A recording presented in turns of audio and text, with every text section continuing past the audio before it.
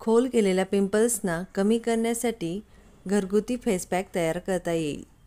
त्यासाठी हा व्हिडिओ शेवटपर्यंत पूर्ण बघा। घरगुती फेस पॅक तयार करण्यासाठी आपण काही साहित्य वापरणार आहोत। त्यासाठी चंदन पावडर 1 चमचा घ्या, बेसन 1 चमचा, लिंबाचा रस 1 चमचा, दूध आवश्यकतेनुसार, हळद 1 चिमूटभर। हे सर्व साहित्य एकत्र करून एकसारखे मिसळा। मिश्रणाला घट्ट पेस्ट तयार होईल असे दूध घाला। तयार पेस्ट चेहऱ्यावर आणि पिंपल्सच्या ठिकाणी लावा।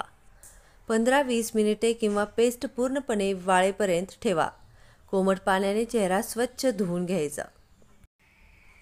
लक्षात ठेवा, हळद आणि चंदनामुळे चेहरा थंड राहतो आणि पिंपल्सची जळजळ कमी होते। नियमितपणे हा पॅक वापरल्यास पिंपल्सची समस्या कमी होईल।